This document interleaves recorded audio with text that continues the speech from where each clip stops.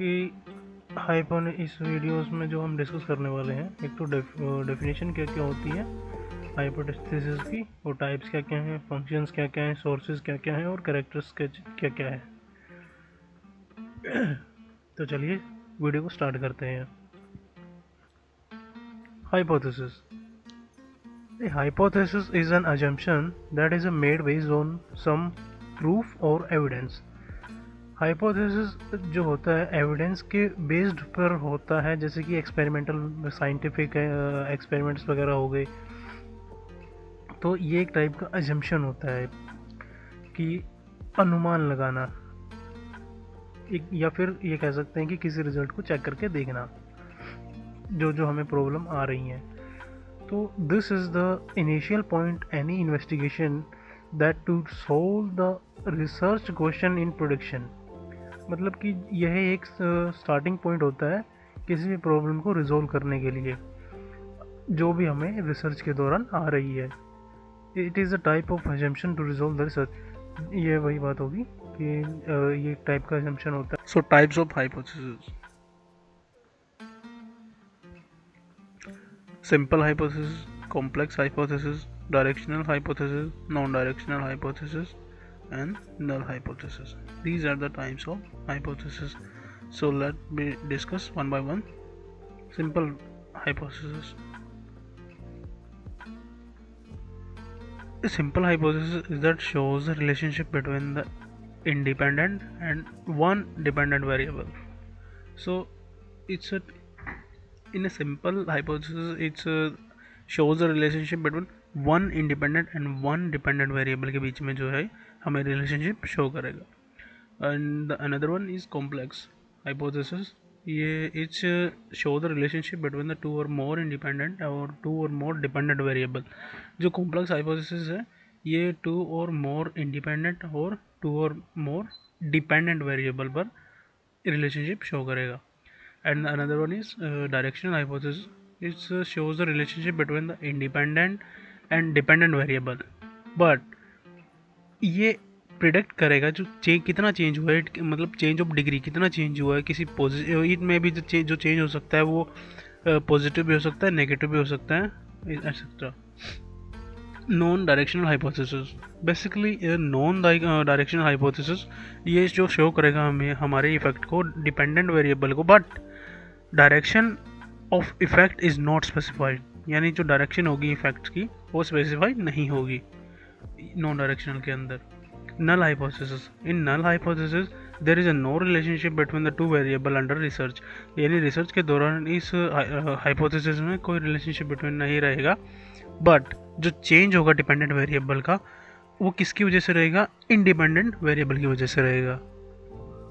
Next, function of hypothesis.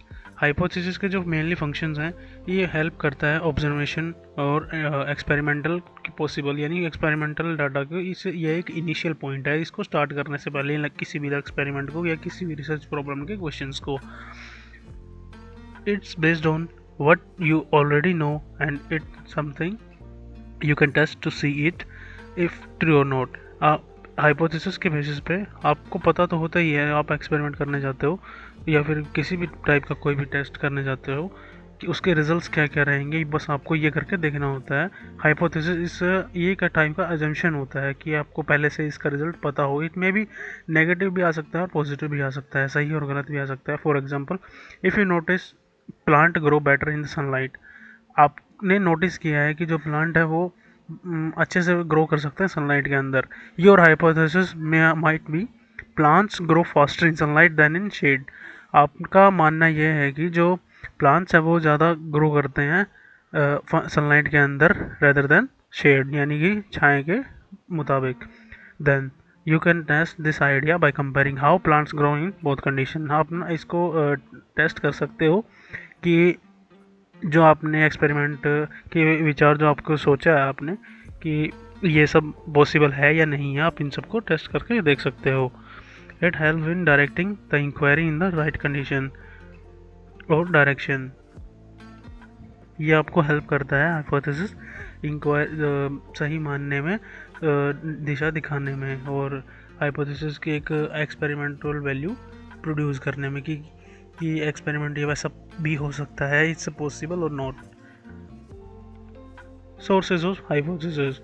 The sources of hypothesis refer to where idea for forming a hypothesis can come from. Here are some common sources.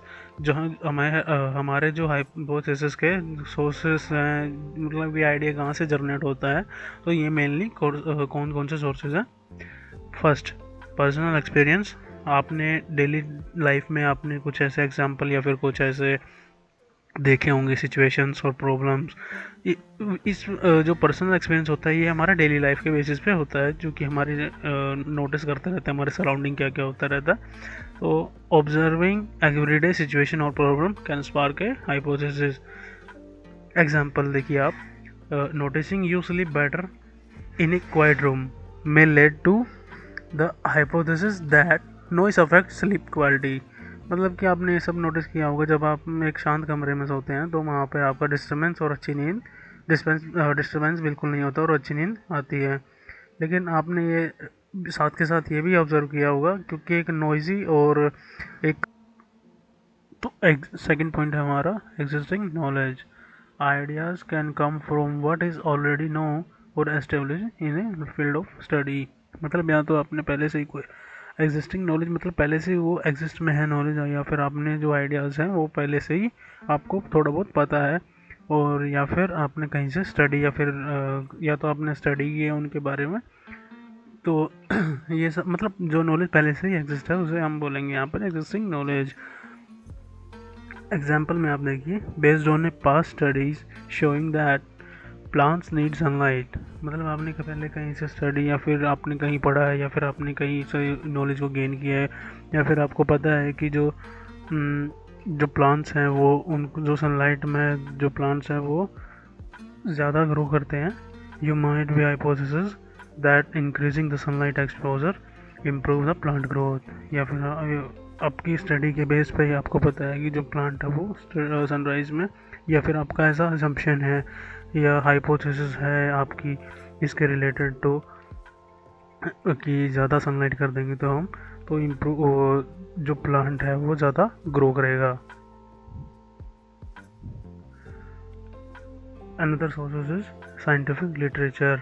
Research, या तो आपने कहीं से पढ़ा है जैसे कि रिसर्च पेपर वगैरह या फिर article or books can provide the inspiration or gap that need testing. आप एग्जांपल देख सकते हैं कि reading about the diet effect on health may lead to a hypothesis about a specific nutrient's role in weight loss. चलिए another देखते हैं, observation. या तो आपने कहीं पे ऑब्जर्व किया है, जैसे कि आप watching the pattern or trends in the nature, society or technology can give rise to the hypothesis. इसका एग्जांपल देख लेते हैं हम. Seeing bird migrates from winter could lead to a hypothesis about the temperature affecting migration. जो migratory birds होते हैं वो हमारा ठंड में अपनी लोकेशन या फिर कह सकते हैं अपनी खुद को माइग्रेट कर लेते हैं, अपनी लोकेशन चेंज कर लेते हैं due to the temperature effect. Logical reasoning. Sometimes intuition or logical connection between the ideas and can inspire a hypothesis. For example, if exercise improve the heart health, you might be hypothesis it's also lower the blood pressure. ये आपने सुना होगा या फिर देखा होगा कि जो एक्सरसाइजेज है वो इम्प्रूव करती है हार्ट को, हेल्थ को. यू माइट हाइपोथेसिस, ये आपने असम्पशन माना है या फिर कुछ भी कह सकते हैं कि ये आपका मानना है या मिथ है, जैसे भी है. तो इट्स ऑल्सो जो ये सब प्रोसेस है ये लोअर ब्लड प्रेशर को करती है. Another one is problem solving need. Hypothesis often come from practical problem that need solution. जो हमारे रिसर्च के क्वेश्चंस वगैरह राइज होते रहते हैं रिलेटेड टू द अजम्पशन है हमारा कि जो प्रैक्टिकल लाइफ में जो चलते रहते हैं, जैसे कि फॉर एग्जांपल एक फार्मर है वो फेस करता है कि किसी क्रॉप में डिजीज़ को, मतलब कि किसी फसल में कीड़े या फिर कुछ भी लग गया या फिर एक कोई बीमारी आ गई, that my the hypothesis that can certain fertiliser. मतलब उसका ऐसा मानना है कि अगर हम फर्टिलाइज़र का इस्तेमाल करेंगे तो ये डिजीज़ को कम करेगा। फीचर और characteristic of a good hypothesis.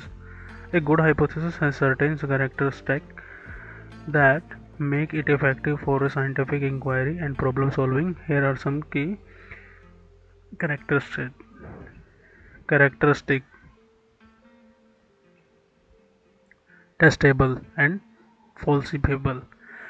तो सबसे पहले हम देख लेते हैं कि एक गुड हाइपोथेसिस के क्या क्या करेक्टरिस्टिक्स रहेंगे। A testable and falsifiable. A hypothesis must be testable through experiment or observation and should be capable of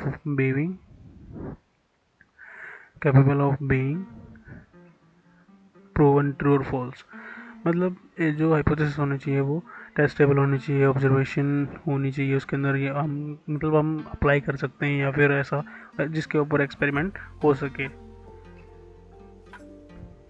second, clear and precise. A hypothesis should be stated in the simple, clear and specific term to avoid ambiguity. मतलब कि एक जो hypothesis होती है वो clear होनी चाहिए, precise होनी चाहिए एंड सिंपल होनी चाहिए। And the third one is based on existing knowledge. It should build on existing theories, fact on observation. मतलब कि आपकी जो नॉलेज है वो पहले से एग्जिस्टिंग करती है या फिर मतलब कि वो प्रेजेंस में होनी चाहिए, थ्योरीज़ के बेस पे, ऑब्जर्वेशंस के बेस पे या फिर किसी फैक्ट के बेस पे, वो लॉजिक होना चाहिए उसका। Fourth one is logical. A hypothesis should make the logical sense on the basis of A short reasoning.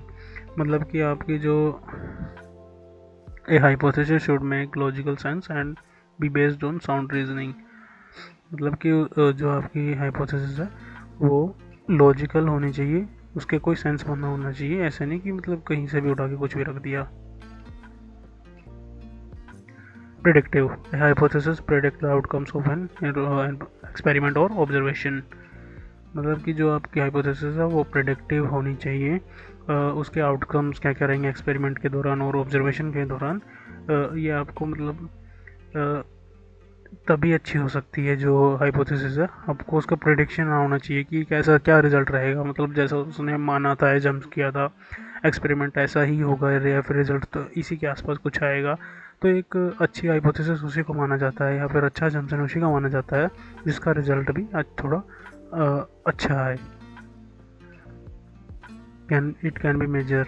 जो हाइपोथेसिस है या फिर जो जम्पशंस हैं must involve the variable that can be measure और क्वान्टिफाइड. मतलब कि वो उसको मेज़र कर सकते हैं, हमेशा होना चाहिए और क्वान्टिफाइड भी होना चाहिए। तो thanks for watching intuition or logical reasoning this video, and I hope you guys enjoy this video. So don't forget to subscribe, like and comment.